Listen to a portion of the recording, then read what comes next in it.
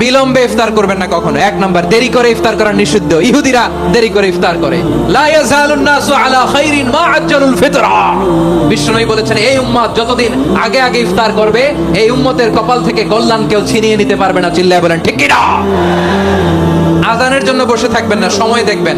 স্থানীয় সময় যখন সূর্যাস্ত হওয়া মাত্রই বিসমিল্লাহ, খেজুর খেয়ে ফেলবো। পারবেন তো নাকি দেরি করবেন?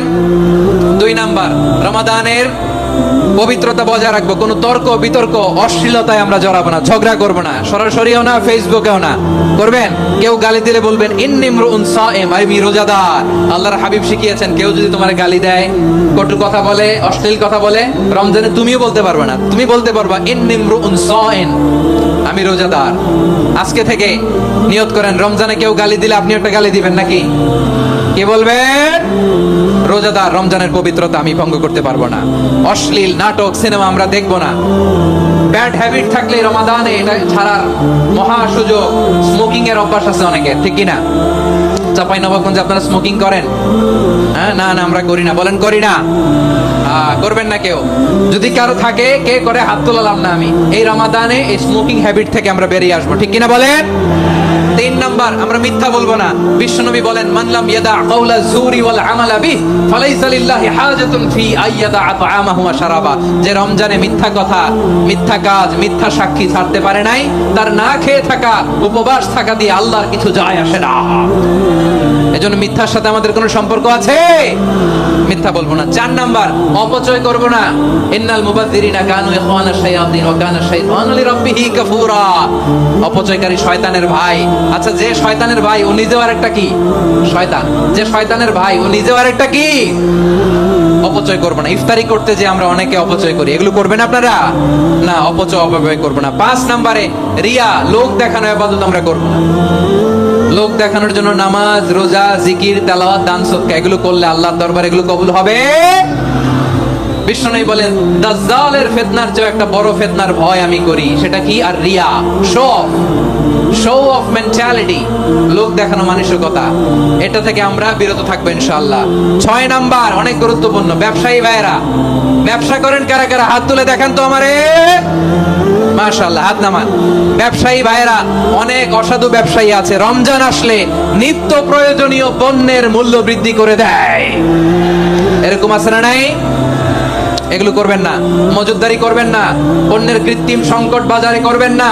আপনি লাখ টাকা কামায়া ভাবছেন যে রোজাদারদের কষ্ট দিয়ে ধনী হবেন। এমন রোগ আল্লাহ আপনারে দিবে, কোটি টাকা দিয়েও আপনি হাসপাতালের বিল পরিশোধ করার ক্ষমতা আপনার হবে না। খবরদার। আর শেষ বয়সে দেখবেন কি কষ্ট আপনার হয়। আপনি রোজাদারদের কষ্ট দিচ্ছেন, আল্লাহ আপনার সুখে রাখবে? আল্লাহর দোহাই লাগে, আমার ব্যবসায়ী বাইরে এটা করবেন না। আরব বিশ্বে আমরা দেখেছি, আরব বিশ্বের ব্যবসায়ীরা সারা বছরে ব্যবসা করে, রমজানে ভর্তুকি দেয়। আর আমার দেশের কিছু অসাধু ব্যবসায়ী রমজানে গলাকাটা ব্যবসা করে আর সারা বছর সইটার উপর দিয়ে চলে। চিল্লায় বলেন ঠিক কিনা? করবেন না, এটা করবেন না।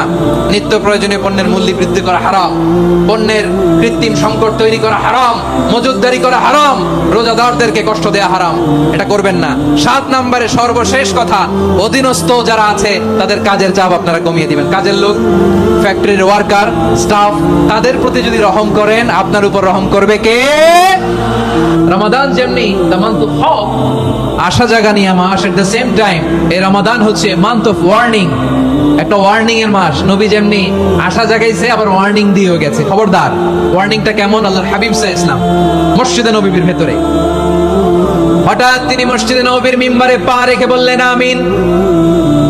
দ্বিতীয় ধাপে পা রেখে বললেন আমিন। তৃতীয় ধাপে পা রেখে বললেন আমিন। সাহাবারা অবাক হয়ে বললেন, ইয়া রাসূলুল্লাহ, ইয়া হাবিবাল্লাহ, 3 বার শুধু আমিন আমিন পড়লেন, কেন পড়লেন আমরা কিছু জানি না, আমাদেরকে জানিয়ে দেন কেন আপনি 3 বার আমিন বললেন? রাহমাতাল লিল আলামিন আল্লাহর হাবিব বললেন, ও আমার প্রাণের সাহাবীরা, আমি যখন মসজিদে নববীর মিম্বারের প্রথম ধাপে পা রেখেছি, সাইয়েদনা জিবরিল এসে আমাকে বলেছে, ও নবী, আপনার নাম শুনে যে ব্যক্তি আপনার উপরে দুরূদ পড়ে না তার ধ্বংস। আপনি বলেন আমিন। আমি বলেছি আমিন। দ্বিতীয় ধাপে পা রাখার পর সাইয়েদনা জিবরিল বললেন, ইয়া রাসূলুল্লাহ, মাতা পিতাকে বার্ধক্য অবস্থায় পেয়ে তাদের সেবা করে, তাদের সাথে সদাচরণ করে যে সন্তান জান্নাত কামাতে পারলো না, তার জন্য ধ্বংস। আপনি বলেন আমিন। আমি বলেছি আমিন। আবার মিম্বারের তৃতীয় ধাপে ঠিক যখনই আমি পা রাখলাম, সাইয়েদনা জিবরাইল বললেন, নবী, রমজান মাস পাওয়ার পরে এই মাসে ইবাদত করে যে ব্যক্তি নিজের গুনাহ মাফ করাতে পারলো না, তার জন্য ধ্বংস। আপনি আওয়াজ করে পড়েন আমিন। কত বড় ধমক, কত বড় ওয়ার্নিং দেখছেন, যে রমাদান পেয়েছে কিন্তু রমাদানের ইবাদত করার মধ্য দিয়ে সে নিজেকে জাহান্নাম থেকে মুক্ত বানাতে পারলো না, তার উপর আল্লাহ লানত, তার জন্য ধ্বংস। সাইয়েদনা জিবরাইল বলেছেন আমিন, স্বয়ং বিশ্বনবী বলেছেন আমিন। আওয়াজ করে পড়েন নাউযুবিল্লাহ। তাহলে রমজান আসবে আর আমরা নিজেদেরকে জাহান্নামীদের লিস্ট থেকে নাম কাটিয়ে জান্নাতীদের লিস্টে উঠাতে পারবো না, এর চেয়ে বড় হতভাগা কি আর কেউ থাকতে পারে? আওয়াজ করে বলেন। তাহলে রমাদানের এই রহমত, বরকত, মাগফিরাত, ফজিলত আমাদের কামাই করার দরকার আছে না নাই? আর মাত্র 7 দিন বাকি। আর মাত্র কয় দিন? এগুলো নিয়ে আমাদের কোনো আগ্রহ নাই। তোমাকেই খুঁজছে বাংলাদেশ, ক্লোজ আপ 1, আর মাত্র 7 দিন বাকি। টেলিভিশনে বিজ্ঞাপন আছে না নাই? রেফেল ড্র হবে লটারির, আর মাত্র 5 দিন, আছে না নাই? কিন্তু এমন এক বরকতময় মাস আসতেছে, আর মাত্র 7 দিন বাকি। আমাদের কোনো সেন্সই নাই, আমাদের মধ্যে কোনো অনুভূতি কাজ করে না। হায় রে দুর্ভাগা মুসলমান। আমার প্রিয় ভাইরা, আপনি পৃথিবীতে যত ইবাদত করেন সব ইবাদতের সওয়াব নির্ধারিত। এটা পাবেন বা ওইটা পাবেন, এই সওয়াব জান্নাতে, এই বাড়ি ওই বাড়ি। শুধু সিয়ামের সওয়াবটা অনির্ধারিত।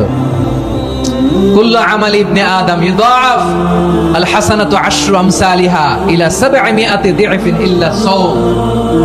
সব নেক আমলের সওয়াব বাড়তে বাড়তে 700 গুণ, কিন্তু রোজা ছাড়া। রোজার সওয়াব কি হবে? বান্দা খালি রোজা রাখে, ফেরেশতারা কিছু লিখতে পারে না আমলনামায়, কারণ আল্লাহ বলে এটা কিছু লিখিস না, কারণ as-সাওমুলি, এই রোজা রাখছে আমার জন্য, ওয়া আনা আজজি বিহি, এই রোজার সওয়াব, প্রতিদান, অ্যাওয়ার্ড, এটা কিয়ামতের দিন আমি আল্লাহ নিজ হাতে দেব, নিজ হাতে দেব। আরেক বর্ণনায় এসেছে ওয়ানা উজজাবি, আমি আল্লাহ নিজেই হয়ে যাব রোজার প্রতিদান। সুবহানাল্লাহ পড়েন। আবার আল্লাহর হাবিব বলেন, ইন্না ফিল জান্নাতি সামানিয়াতু আবওয়াব, জান্নাতের দরজা মোট 8টা। ফিহা বাবুন ইউসাম্মা আর-রায়্যান, 8টা দরজার মধ্যে স্পেশাল একটা দরজা আছে, ওই দরজাটার নাম হলো আর-রায়্যান।